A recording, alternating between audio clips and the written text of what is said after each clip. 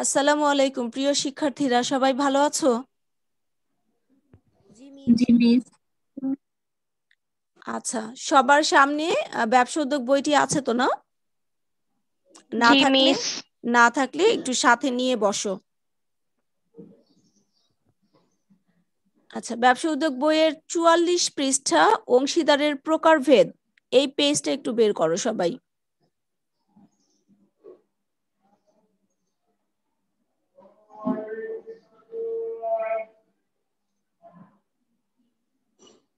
বের করেছো?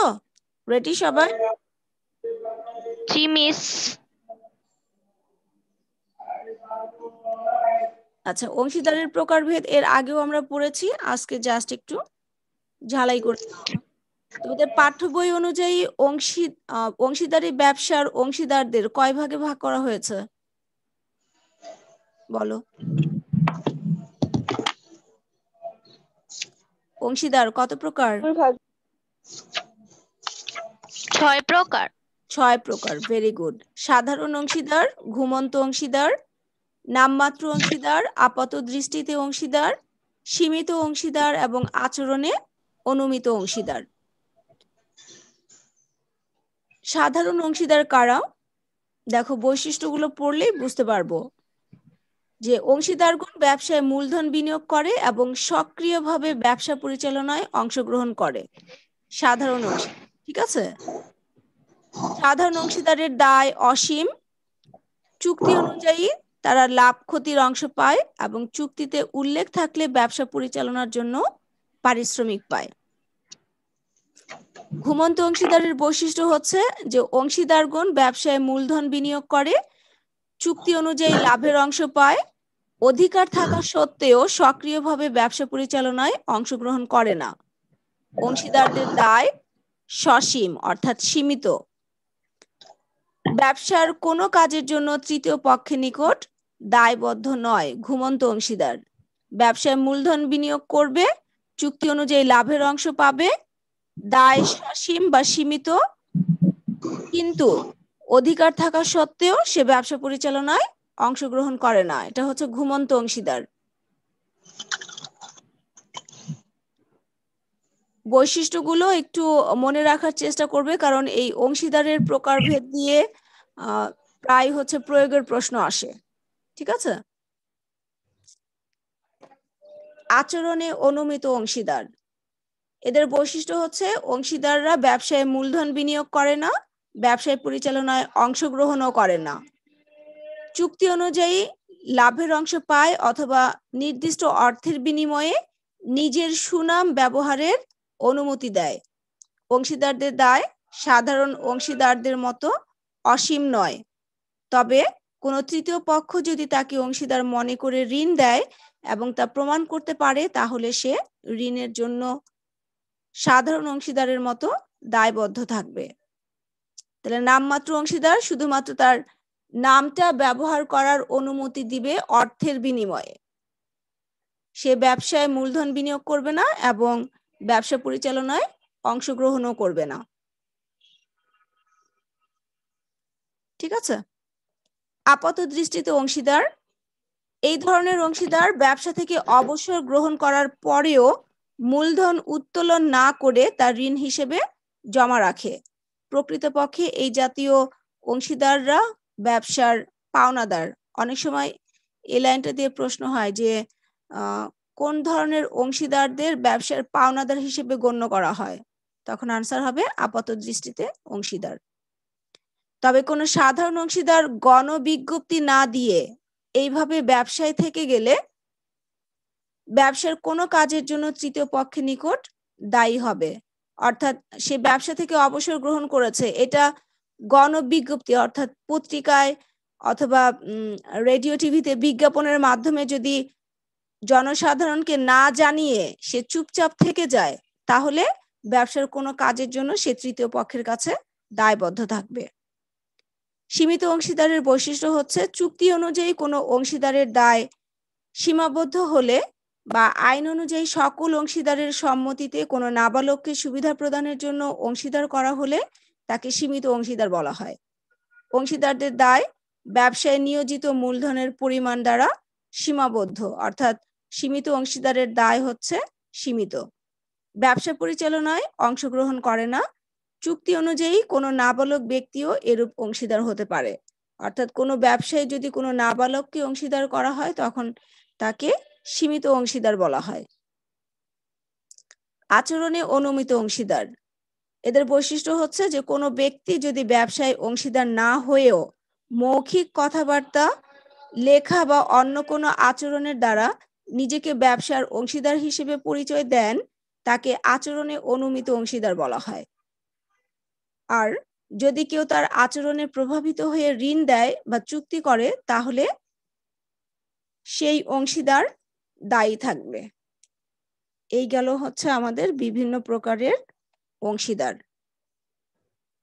এখন আমরা পড়ব অংশীদারি ব্যবসার বিলোপ সাধন।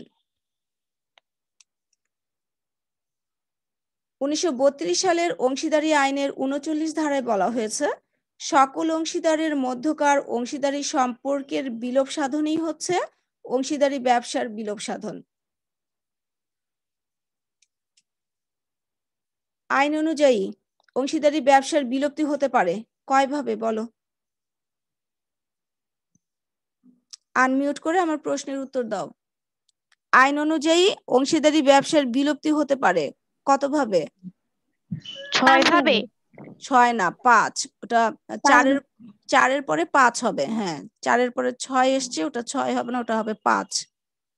সকলে একমত হয়ে বিলোপ সাধন, বাধ্যতামূলক বিলোপ সাধন, বিশেষ ঘটনা সাপেক্ষে বিলোপ সাধন, বিজ্ঞপ্তির দ্বারা বিলোপ সাধন, আর হচ্ছে আদালতের নির্দেশে বিলোপ সাধন। সকলে একমত হয়ে বিলোপ সাধনটা কি? যে অংশীদারি আইনের 40 ধারা অনুসারে সকল অংশীদার একমত হয়ে বা সকল অংশীদারের সম্মতিক্রমে এই ব্যবসার বিলোপ সাধন হতে পারে। বাধ্যতামূলক বিলোপ সাধন, অংশীদারি আইনের 41 ধারা অনুসারে 2টি কারণে বাধ্যতামূলক বিলোপ সাধন হবে।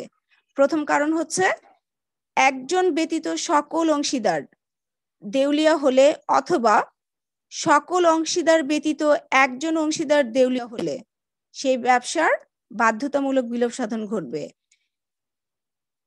2 নম্বর কারণ হচ্ছে কোনো কাজ দ্বারা ব্যবসাটি আইন বিরুদ্ধ বা অবৈধ হয়ে পড়লে, অর্থাৎ অংশীদারি ব্যবসায় এমন কোনো কাজ করলো যেটা দেশের আইন অনুযায়ী বৈধ নয়, সেক্ষেত্রেও বাধ্যতামূলক বিলোপ সাধন হবে। 3 নম্বর হচ্ছে বিশেষ ঘটনা সাপেক্ষে বিলোপ সাধন। অংশীদারি আইনের 42 ধারায় বলা হয়েছে, অংশীদারি চুক্তিতে উল্লেখিত নিম্নোক্ত যে কোনো কারণে বিলোপ সাধন হতে পারে। অর্থাৎ যে 4টা কারণ দেওয়া আছে, এই 4টি ঘটনার যে কোনো একটি ঘটনা ঘটলেই বিশেষ ঘটনা সাপেক্ষে বিলোপ সাধন হবে। সেগুলো কি দেখো, ক নাম্বার, ব্যবসার নির্দিষ্ট সময় শেষ হয়ে গেলে, অর্থাৎ যে সময়ের জন্য ব্যবসা প্রতিষ্ঠিত করা হয়েছিল সেই সময় শেষ হয়ে গেলে। খ নাম্বার, ব্যবসার নির্দিষ্ট কাজ শেষ হয়ে গেলে, অর্থাৎ যে কাজের জন্য ব্যবসাটি গঠন করা হয়েছিল সেই কাজ সম্পূর্ণ হয়ে গেলে। গ নাম্বার, কোনো অংশীদারের মৃত্যু হলে, এবং ঘ নাম্বার, আদালত কর্তৃক কোনো অংশীদার দেউলিয়া ঘোষিত হলে। এই 4টি ঘটনার যে কোনো একটি ঘটনা ঘটলেই বিশেষ ঘটনা সাপেক্ষে বিলোপ সাধন হবে। 4 নাম্বার, বিজ্ঞপ্তি দ্বারা বিলোপ সাধন। অংশীদারি আইনের 43 ধারায় বলা হয়েছে, ঐচ্ছিক অংশীদারি ব্যবসার ক্ষেত্রে কোনো অংশীদার লিখিত বিজ্ঞপ্তির দ্বারা অন্য অংশীদারের কাছে ব্যবসায় বিলোপের ইচ্ছা প্রকাশ করলে এই ধরনের ব্যবসার বিলুপ্তি হয়। বিজ্ঞপ্তির দ্বারা বিলোপ সাধন, অর্থাৎ একজন অংশীদার অন্য অংশীদারের কাছে লিখিত বিজ্ঞপ্তির দ্বারা ব্যবসা বিলোপের ইচ্ছা প্রকাশ করলেই বিজ্ঞপ্তির দ্বারা বিলোপ সাধন হবে, এবং এটা হচ্ছে শুধুমাত্র ঐচ্ছিক অংশীদারি ব্যবসার ক্ষেত্রে। 5 নম্বর হচ্ছে আদালতের নির্দেশে বিলোপ সাধন। অংশীদারি আইনের 44 ধারায় বলা হয়েছে, নিম্নোক্ত যে কোনো কারণে আদালত অংশীদারি ব্যবসার বিলুপ্তি ঘটাতে পারে। সেই কারণগুলো হচ্ছে, ক নাম্বার, কোনো অংশীদারের মস্তিষ্ক বিকৃতি ঘটলে, অর্থাৎ কোনো অংশীদার পাগল হয়ে গেলে। খ নাম্বার, কোনো অংশীদার দায়িত্ব পালনে চিরতরে অসমর্থ হলে বা অক্ষম হলে। গ নাম্বার, কোনো অংশীদারের অসৎ আচরণের জন্য অংশীদারদের মধ্যে আস্থা ও বিশ্বাস ক্ষতিগ্রস্ত হলে। ঘ নাম্বার, কোনো অংশীদার তার প্রাপ্য অংশ তৃতীয় পক্ষকে হস্তান্তর করার মাধ্যমে চুক্তি ভঙ্গ করলে, এবং নাম্বার ব্যবসায় ক্রমাগত লোকসান হতে থাকলে এবং লোকসান ছাড়া ব্যবসা পরিচালনা অসম্ভব হলে। এই কারণগুলো ছাড়াও অন্য যে কোনো যুক্তিসঙ্গত কারণে আদালত অংশীদারি ব্যবসার বিলুপ্তির নির্দেশ দিতে পারেন। এই অংশীদারির প্রকারভেদ আর বিলোপ সাধন পড়ার মধ্য দিয়ে আমাদের অংশীদারি ব্যবসা সংক্রান্ত যা কিছু ছিল সেটা আমাদের শেষ হলো। ঠিক আছে, এখন এই অংশীদারি ব্যবসা সম্পর্কে এই গত 2-3 ক্লাসে আমরা যা যা পড়েছি তার মধ্য থেকে আমি কিছু বোর্ড কোশ্চেন এবং স্কুল রিলেটেড কোশ্চেন শেয়ার করছি।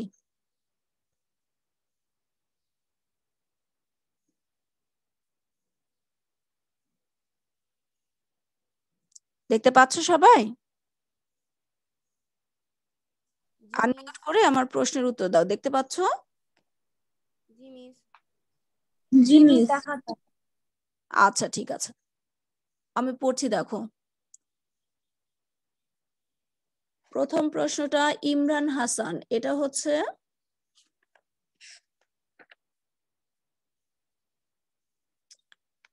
ঢাকা, রাজশাহী, সিলেট, যশোর, বরিশাল বোর্ড 2019-এর এই প্রশ্নটা এসছে। ঠিক আছে,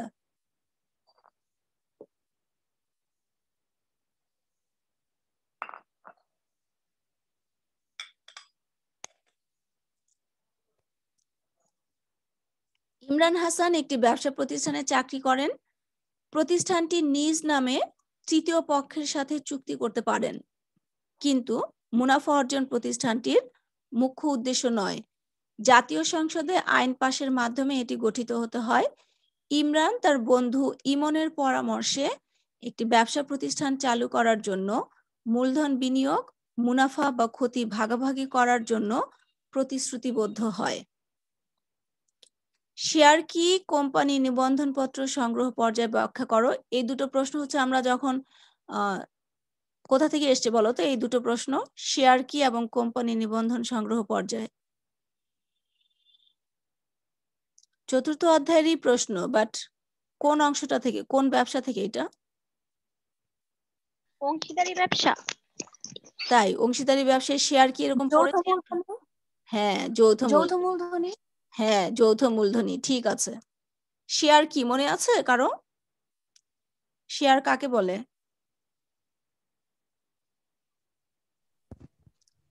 কোম্পানির মোট মূলধনকে ক্ষুদ্র ক্ষুদ্র ক্ষুদ্র অংশে বিভক্ত করা শেয়ার বলে। ঠিক আছে, আচ্ছা।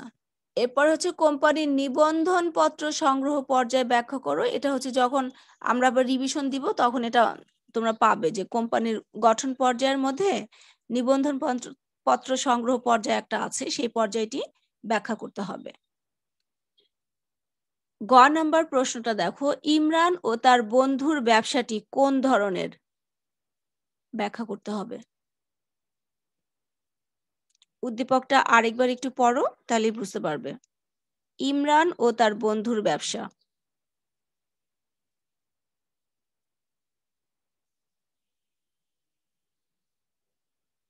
ধরতে পেরেছো? এত সময় তো লাগার কথা না।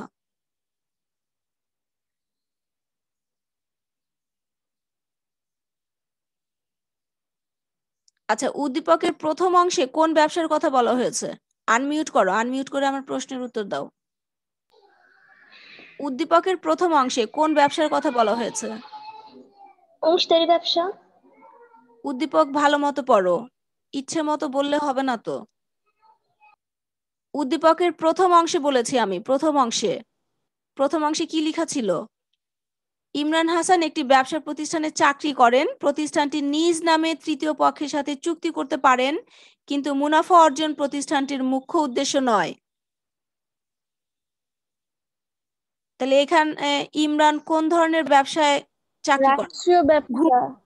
রাষ্ট্রীয় ব্যবসা, ভেরি গুড। কারণ রাষ্ট্রীয় ব্যবসার মুখ্য উদ্দেশ্য কিন্তু মুনাফা অর্জন না। রাষ্ট্রীয় ব্যবসার মুখ্য উদ্দেশ্য কি বলো? জনকল্যাণ। জনকল্যাণ, ভেরি গুড।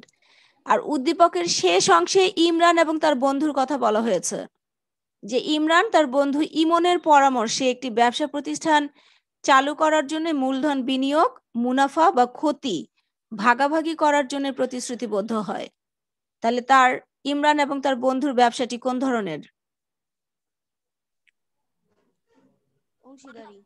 হ্যাঁ, জোরে বলো, সবাই শুনতে পাক, জোরে বলো। অংশীদারি ব্যবসা। অংশীদারি ব্যবসা, ভেরি গুড। ধরতে এত সময় লাগলো? তাহলে আগে লিখতে হবে ইমরান ও তার বন্ধুর ব্যবসাটি অংশীদারি ব্যবসা। তারপরে সেকেন্ড প্যারায় অংশীদারি ব্যবসা বলতে কি বোঝায় আমি লিখে দিয়েছিলাম, সেটা লিখবা। তারপরে থার্ড প্যারায় তুমি মিলাবা যে উদ্দীপকে যেহেতু ইমরান তার বন্ধুর সাথে মূলধন বিনিয়োগ, মুনাফা এবং ক্ষতি ভাগাভাগি করার জন্য প্রতিশ্রুতিবদ্ধ হয়ে ব্যবসা চালু করার সিদ্ধান্ত নিয়েছে, কাজেই তাদের ব্যবসাটি হচ্ছে অংশীদারি ব্যবসা। ক্লিয়ার কথা? আর লাস্ট কোশ্চেন যেটা ঘ নাম্বার, উদ্দীপকে উল্লিখিত প্রথম প্রতিষ্ঠানটির মুখ্য উদ্দেশ্য মুনাফা অর্জন নয়, বিশ্লেষণ করো। তাহলে উদ্দীপকে উল্লিখিত প্রথম প্রতিষ্ঠানটি হচ্ছে রাষ্ট্রীয় ব্যবসা। ঠিক আছে, যে রাষ্ট্রীয় ব্যবসার মুখ্য উদ্দেশ্য মুনাফা অর্জন নয়, তাদের মুখ্য উদ্দেশ্য হচ্ছে জনকল্যাণ। কেন মুখ্য উদ্দেশ্য জনকল্যাণ? এটা হচ্ছে ক্লাসে পড়ানো হয়েছিল, আবার আমরা যখন রিভিশন দিব রাষ্ট্রীয় ব্যবসা তখন এটা নিয়ে আবার আমরা ইনশাল্লাহ আলোচনা করব। এর পরের কোশ্চেনটা দেখো,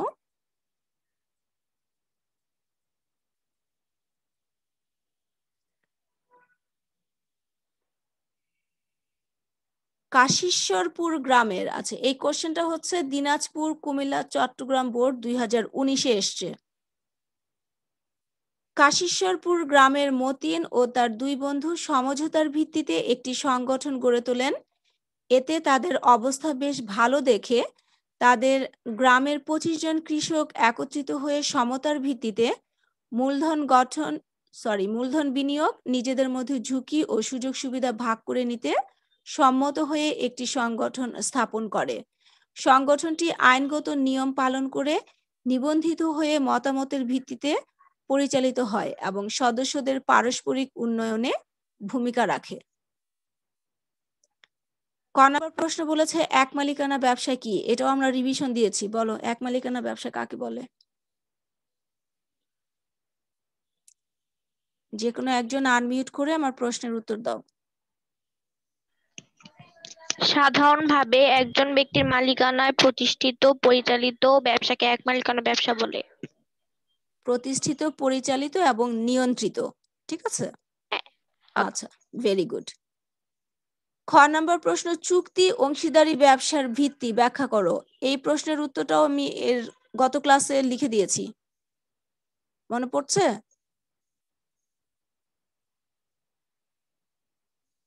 আমার প্রশ্নের উত্তর দাও। চুক্তি অংশীদারি ব্যবসার ভিত্তি, এটা পড়েছিলে গত ক্লাসে? কিন্তু আমি সুন্দর করে লিখে দিয়েছিলাম এটা। জি মিস। পড়েছো? জি মিস। আচ্ছা, ঠিক আছে। গ নাম্বার প্রশ্ন যেটা, সেটা হচ্ছে উদ্দীপকে মতিনের ব্যবসাটির ধরন বর্ণনা করো। মতিন ও তার দুই বন্ধু সমঝোতার ভিত্তিতে একটি সংগঠন গড়ে তোলে, তাহলে তাদের ব্যবসার ধরনটা কি বলো? সমবায় সমিতি। উদ্দীপক ভালো মতো পড়ো। সমবায় সমিতি কি সমঝোতার ভিত্তিতে হয়? অংশীদারি। হ্যাঁ, অংশীদারি ব্যবসা। উদ্দীপকে মতিনের ব্যবসাটি হচ্ছে অংশীদারি ব্যবসা। তারপর অংশীদারি ব্যবসা বলতে কি বোঝায় সেটা লিখবা। তারপর উদ্দীপকের কোনটা দেখে আমি বুঝলাম যে অংশীদারি ব্যবসা, যে মতিন ও তার দুই বন্ধু সমঝোতার ভিত্তিতে, অর্থাৎ চুক্তির ভিত্তিতে তারা একটি সংগঠন গড়ে তুলেছে। ঠিক আছে, কিন্তু ম্যাম এখানে তো আবার 25 জন কৃষকের কথাও লেখা আছে যে একত্রিত হয়ে। তুমি এই জন্য উদ্দীপকটা ভালো মতো পড়োনি। উদ্দীপক ভালো মতো পড়ো। প্রথমে মতিন ও তার দুই বন্ধু ব্যবসা গড়ে তুলেছে, এতে তাদের অবস্থা বেশ ভালো দেখে, অর্থাৎ মতিন ও তার বন্ধুদের ব্যবসার অবস্থা অনেক ভালো, তারা ভালো করছে, এইটা দেখে তাদের গ্রামের 25 জন কৃষক একত্রিত হয়ে সমতার ভিত্তিতে মূলধন বিনিয়োগ, নিজেদের মধ্যে ঝুঁকি ও সুযোগ সুবিধা ভাগ করে নিতে সম্মত হয়ে একটি সংগঠন স্থাপন করে। ঠিক আছে? তাহলে 25 জন জি। কৃষক যেটা করলো সেটা কি অংশীদারি ব্যবসা? কথা বলো। No miss. 25 জন কৃষক মিলে কি করেছে?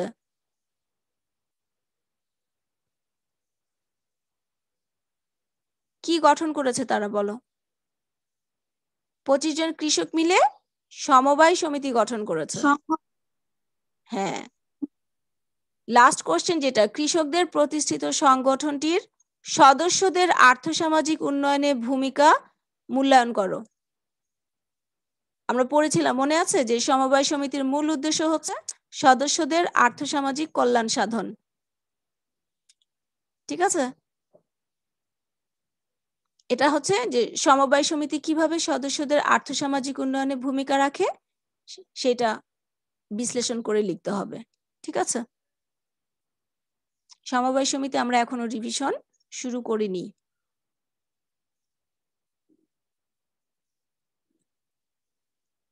এর পরের প্রশ্ন যেটা দেখো, রাজু, সাজু ও রিজু, এটা হচ্ছে সকল বোর্ড 2018 সালে এই প্রশ্নটি এসছে। ঠিক আছে? রাজু, সাজু ও রিজু 3 বন্ধু পারস্পরিক সমঝোতার ভিত্তিতে ফ্রেন্ডস অ্যান্ড ব্রাদার্স নামের একটি ব্যবসা সংগঠন গড়ে তোলেন। তাদের ব্যবসা সংগঠনের প্রত্যাশিত লাভ ক্ষতি তারা আলোচনা সাপেক্ষে সুষ্ঠুভাবে বন্টন করেন। বেশ কয়েক বছর ব্যবসাটি সফলতার সাথে চলছে। সম্প্রতি একটি মর্মান্তিক সড়ক দুর্ঘটনায় রিজু মস্তিষ্কে আঘাত লেগে পাগল হয়ে যায়। এ কারণে ফ্রেন্ডস অ্যান্ড ব্রাদার্স সংগঠনটির বিলোপ ঘটে। ক নাম্বার, এক মালিকানা ব্যবসায় কি একটু আগে আমরা পড়েছি। সমবায় সংগঠন গড়ে ওঠার কারণ কি? এটাও ক্লাসে আমরা প্রশ্নটা মনে হয় দেওয়া হয়েছিল যে সমবায় সংগঠন গড়ে ওঠার কারণ, এটা সমবায় সমিতি পাবে, দেখবে যে দাগানো ছিল যে সমবায় সমিতি গড়ে ওঠার কারণ বা উৎপত্তির কারণ। আচ্ছা, এটা যখন আমরা সমবায় সমিতি রিভিশন দিব তখন এই প্রশ্নটা আবার আমরা রিভাইজ করব।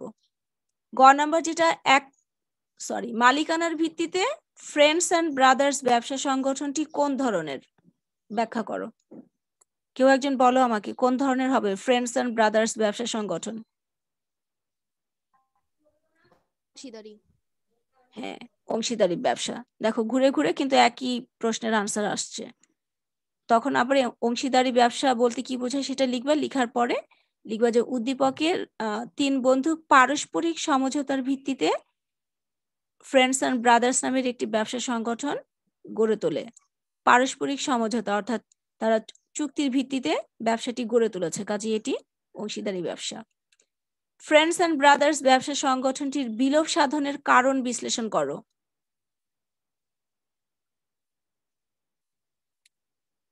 কেন সংগঠনটির বিলোপ ঘটেছে বলো?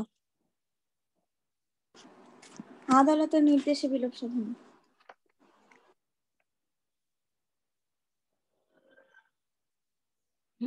মস্তিষ্ক বিকৃতি ছিল, আর এখানে বলেছে মস্তিষ্কে আঘাত লেগে পাগল হয়ে যায়।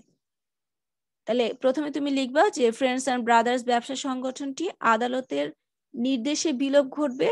যে আদালতের নির্দেশে কি কি কারণে বিলোপ ঘটে সেটা আমরা লিখবো।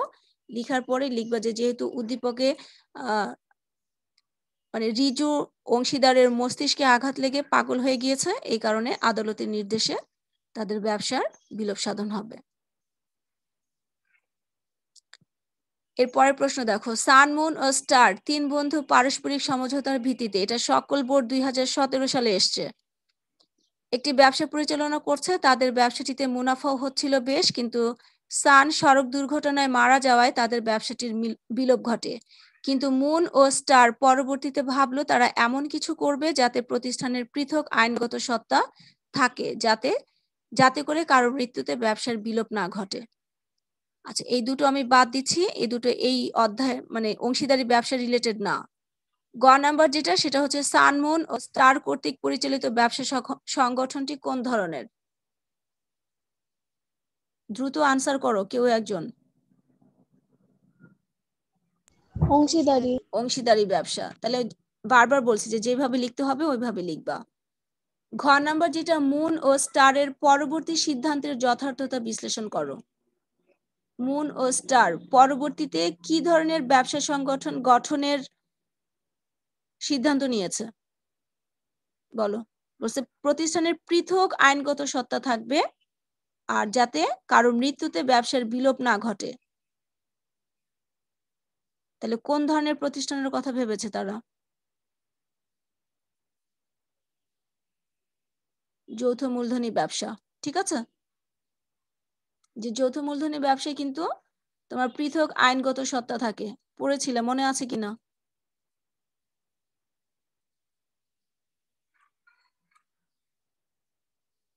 যৌথ মূলধনী ব্যবসা গঠন করার যে সুবিধা সেই সুবিধার আলোকে এইটার আনসারটা লিখতে হবে। আচ্ছা, এরপরে আরেকটা প্রশ্ন দেখো, আমি একটু দ্রুত আগাচ্ছি, সময় শেষ দেখাচ্ছে। সোহান তার বন্ধু মিস্টার রোহান ও মিস্টার আদিলকে নিয়ে রাজশাহী নিউ মার্কেটে ফাল্গুনী নামে হস্তশিল্পের একটি অংশীদারি ব্যবসা প্রতিষ্ঠা করে। মিস্টার আদিল একজন বিখ্যাত চিত্রকর, খেয়াল করো, মিস্টার আদিল একজন বিখ্যাত চিত্রকর। তিনি এই ব্যবসায় কোনো মূলধন সরবরাহ করেননি এবং পরিচালনায় অংশ নেননি, কিন্তু প্রতি মাসে নির্দিষ্ট পরিমাণ ফি নেন। প্রতিষ্ঠানটি কর্মীদের দিয়ে ঘর সাজানোর বিভিন্ন হস্তশিল্প সামগ্রী তৈরি করে। মিস্টার রোহান হস্তশিল্পের কাঁচামাল সাহেব বাজার থেকে পাইকারি দামে কেনেন। একদিন মিস্টার রোহানের হিসাবে গরমিল দেখা দেয়, এতে মিস্টার সোহান তাকে সন্দেহ করেন। এই বিরোধের জের ধরে অংশীদারি ব্যবসাটির বিলুপ্তি ঘটে। আচ্ছা, ক নম্বর অংশীদারি চুক্তিপত্র কি? এগুলো আগে পড়ানো হয়েছে। অংশীদারি ব্যবসার নিবন্ধন কি বাধ্যতামূলক? বলো তো বাধ্যতামূলক কিনা? অংশীদারি ব্যবসার নিবন্ধন বাধ্যতামূলক? জিমিস কেন বলছো না? অংশীদারি নিবন্ধন বাধ্যতামূলক না। হ্যাঁ ঠিক আছে, না। তারপরে এটা ব্যাখ্যা করতে হবে, ঠিক আছে। গ নাম্বার যেটা উদ্দীপকে বর্ণিত প্রতিষ্ঠানে মিস্টার আদিল কোন ধরনের অংশীদার? আদিল কোন ধরনের অংশীদার বলো। বিখ্যাত চিত্রকর, তিনি মূলধন সরবরাহ করেননি, পরিচালনা অংশ নেননি, কিন্তু প্রতি মাসে নির্দিষ্ট পরিমাণ ফি নেন। তাহলে কোন ধরনের অংশীদার বলো? নামমাত্র অংশীদার। ভেরি গুড, নামমাত্র অংশীদার। তাহলে আমরা লিখবো যে উদ্দীপকে মিস্টার আদিল নামমাত্র অংশীদার, তারপর নামমাত্র অংশীদারের বৈশিষ্ট্যগুলো লিখবো, তারপর উদ্দীপকের সাথে মিলাবো যে যেহেতু আদিল বিখ্যাত চিত্রকর, তিনি তার নামের সুনামটি ব্যবহার করতে দিয়েছেন, তিনি মূলধনও দেননি এবং পরিচালনায় অংশগ্রহণ করেন না, কিন্তু তিনি প্রতি মাসে নির্দিষ্ট ফি নেন, যা নামমাত্র অংশীদারের বৈশিষ্ট্যের সাথে সামঞ্জস্যপূর্ণ। উদ্দীপকে বর্ণিত প্রতিষ্ঠানটি যে বৈশিষ্ট্যের কার্যকারিতার অভাবে বিলুপ্ত হয়, উদ্দীপকের আলোকে তা বিশ্লেষণ করো।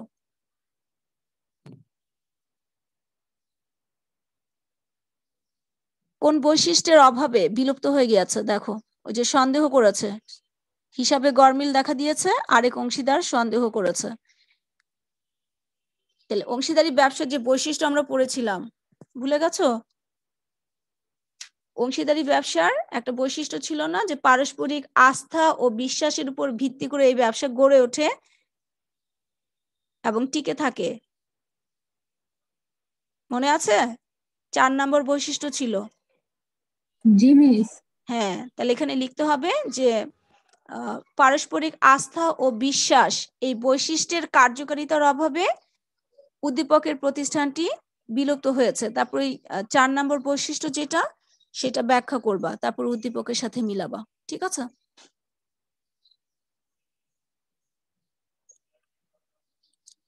আরেকটা প্রশ্ন দেখো, জনাব রুবেল, সোহেল ও রানা পারস্পরিক সমঝোতার ভিত্তিতে মেসার্স কঙ্কা এন্টারপ্রাইজ নামক একটি ব্যবসা শুরু করেন। প্রতিষ্ঠানটি নিবন্ধন ছাড়াই ব্যবসায়িক কার্যক্রম শুরু করে। 3 জনের মূলধনের পরিমাণ সমান, তবে জনাব সোহেল মূলধনের অতিরিক্ত দায় বহন করেন না। সম্প্রতি উক্ত প্রতিষ্ঠানটি রাব্বানি ট্রেডিং এর কাছ থেকে 1 লক্ষ টাকার পণ্য বাকিতে বিক্রি করে। আচ্ছা, কাছ থেকে হবে না, ট্রেডিং এর কাছে হবে। কিন্তু রাব্বানি ট্রেডিং পাওনা টাকা পরিশোধে গড়িমসি করছে। কঙ্কা এন্টারপ্রাইজ পাওনা আদায়ের জন্য আদালতের আশ্রয় নেওয়ার সিদ্ধান্ত নেয়। গ নম্বরে চলে যাচ্ছে আমি। উদ্দীপকে বর্ণিত জনাব সোহেল কোন ধরনের অংশীদার? সোহেল মূলধনের অতিরিক্ত দায় বহন করে না। কি হবে তাহলে বলো? সীমিত অংশীদার। ঠিক আছে, সোহেল সীমিত অংশীদার। তারপরে সীমিত অংশীদারের বৈশিষ্ট্যগুলো লিখবা, তারপরে উদ্দীপকের সাথে মিলাবা যে উদ্দীপকের জনাব সোহেল মূলধনের অতিরিক্ত দায় বহন করেন না। অর্থাৎ সীমিত অংশীদারের কিন্তু একটা বৈশিষ্ট্য ছিল যে তাদের দায় সীমিত, অর্থাৎ মূলধনের অতিরিক্ত দায় তারা নিবে না। ঘ নাম্বার যেটা, তুমি কি মনে করো উদ্দীপকে বর্ণিত পরিস্থিতিতে মেসার্স কঙ্কা এন্টারপ্রাইজ রাব্বানি ট্রেডার্স এর নিকট থেকে আদালতের মাধ্যমে পাওনা আদায় করতে পারবে? যুক্তিসহ মতামত দাও। কঙ্কা প্রতিষ্ঠান নিবন্ধন ছাড়াই ব্যবসায়িক কার্যক্রম শুরু করে, তার মানে এরা হচ্ছে অনিবন্ধিত ব্যবসা প্রতিষ্ঠান। অনিবন্ধিত ব্যবসা প্রতিষ্ঠান হলে 1 লক্ষ টাকার পাওনা আদায় করতে পারবে? তাড়াতাড়ি আনসার করো, পারবে কিনা? শুনতে পাচ্ছ আমাকে মেয়েরা? আনমিউট করো।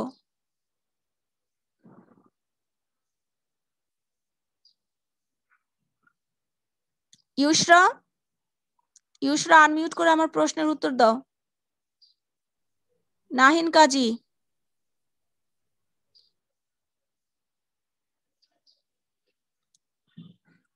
তোমরা কেউ শুনতে পাচ্ছ না আমাকে? হ্যালো,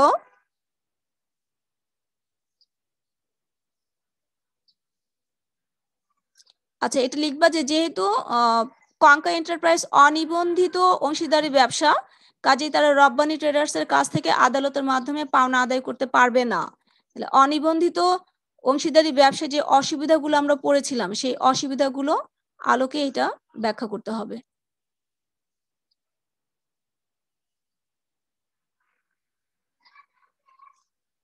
আচ্ছা 5 নাম্বার, এটাও একটু স্ক্রিনশট দিয়ে রাখবা তোমরা। এখানে আমি শুধু আনসারটা বলে দিচ্ছি, আমার এখানে সময় খুবই কম। যে উদ্দীপকের রকি কোন ধরনের অংশীদার ব্যাখ্যা করো। রকি কি করেছে দেখো, যে 15 বছরের সন্তান রকিকে চুক্তির আওতায় নিয়ে আসা হয়।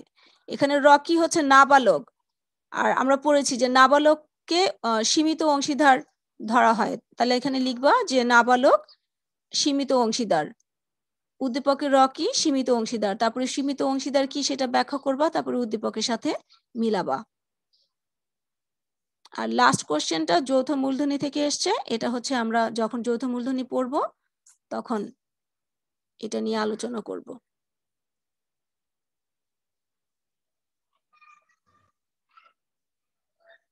নাহিন কাজী শুনতে পাচ্ছ আমাকে? সবাই আনমিউট করে ফেলো। আপনার সাউন্ডটা একটু আসতেছে, আটকে আটকে আসতেছে। আচ্ছা তাহলে মনে হয় নেটের সমস্যা। সমস্যা নাই, আমাদের ক্লাস এখানে শেষ, সময় শেষ দেখাচ্ছে। প্রশ্নগুলো সবাই স্ক্রিনশট দিয়ে নিয়েছো তো না? হ্যাঁ আচ্ছা, জি মিস। প্রশ্নের আনসার গুলো রেডি করে শিখে ফেলবে। ঠিক আছে, সবাই ভালো থেকো। আমি ক্লাস এখানে মিস আসসালামু আলাইকুম। ওয়ালাইকুম আসসালাম। আসসালামু আলাইকুম। আল্লাহ হাফেজ। আসসালামু আলাইকুম। ওয়ালাইকুম সালাম।